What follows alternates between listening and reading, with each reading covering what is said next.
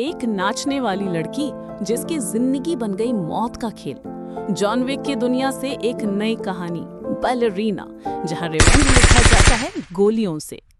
इस वीडियो में हम बताएंगे इस धमाकेदार फिल्म का फुल ब्रेकडाउन, कास्ट, स्टोरी और कैसे ये फिल्म बना जॉन विक यूनिवर्स का एक और ब्लॉकबस्टर हिस्सा।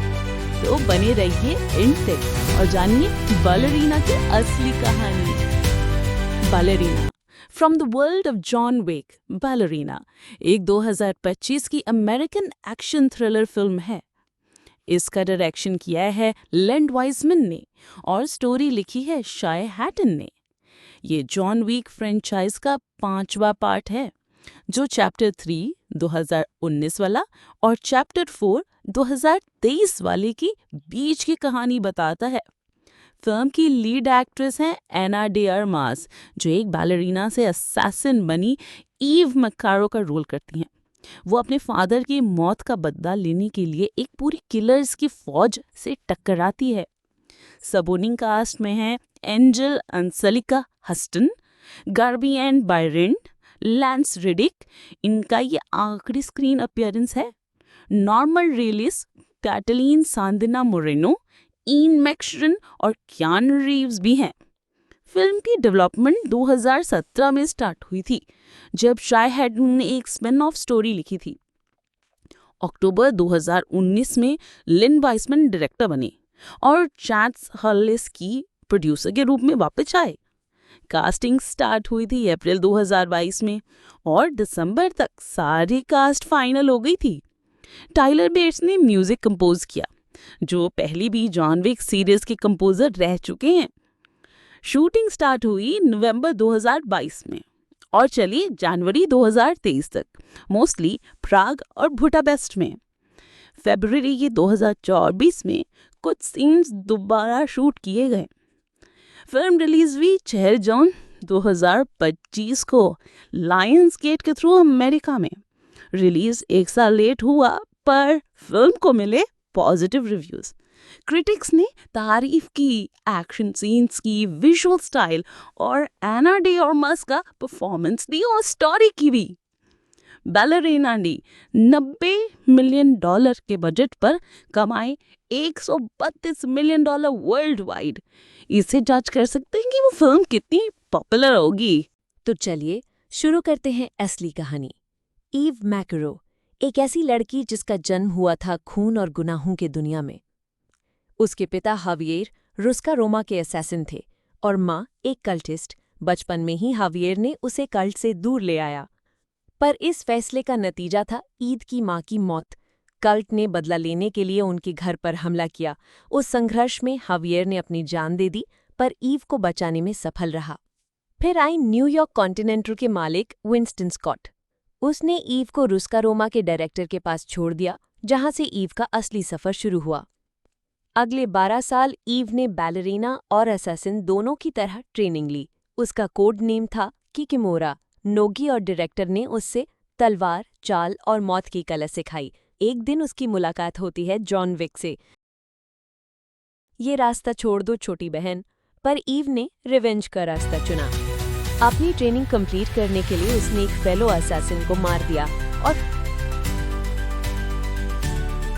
पहली बार एक हेरिस की रक्षा करके अपने मिशन में कामयाब रही।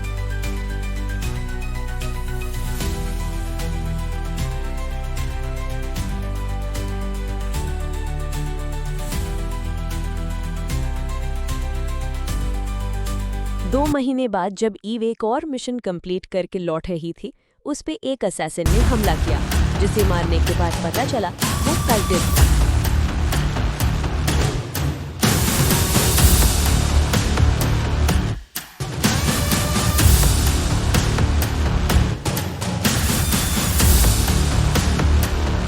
Music licensing reimagined. बदला लेना जरूरी हो गया था। डायरेक्टर ने मना किया, बोला कल्ट और उसका रोमा के बीच शांति का समझौता है, पर ईव ने किसी की न सुनी। ईव पहुंची न्यूयॉर्क कॉन्टिनेंटल, जहां विंस्टन ने बताया कि एक कल्टिस्ट डैनियल पाइन अभी प्राग में छुपा हुआ है। ईव ने तुरंत वहां का रुख किया। पाइन के रूम में घुसती है तो पाती है उसकी बेटी एला, जो कल्ट से भागकर छुपी हुई है। पर ये सब कुछ कल्ट देख रहा था। लेना कल्ट की लीडर बाउंटी और बढ़ा देती है। असैसिन्स अटैक करते हैं। पाइन ईव को एला के हवाले करता है। एस्केप करते वक्त डेक्स पाइन को गोली मार देता है और लेना ईव को होश से गिराकर एला को उठा ले जाती है।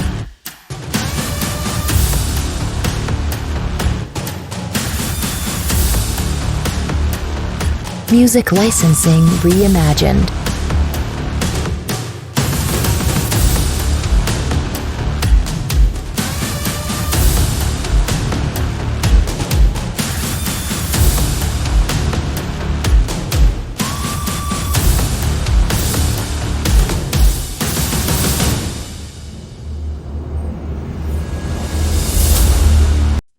ईव आर्म्स डीलर फ्रैंक के पास जाती है, पर वहां भी कल्ट अटैक कर देता है।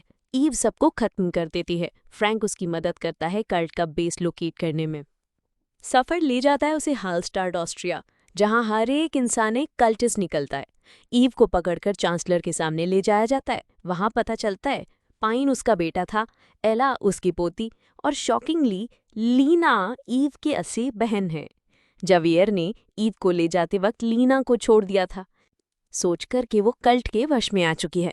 चांसलर दोनों बहनों को मारने का ऑर्डर देता है। लेना मारती जाती है, लेकिन ईव फिर भी बच जाती है।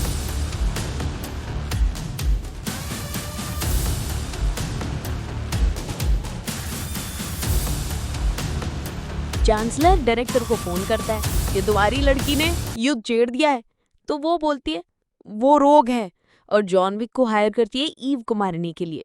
जॉन जाता है, उसे नहीं मारता, उसे बोलता है कि रात के 12 बजे तक का टाइम है, ठीक ना, चांसलर को मार दे, फिर मैं अपना काम पूरा करूंगा।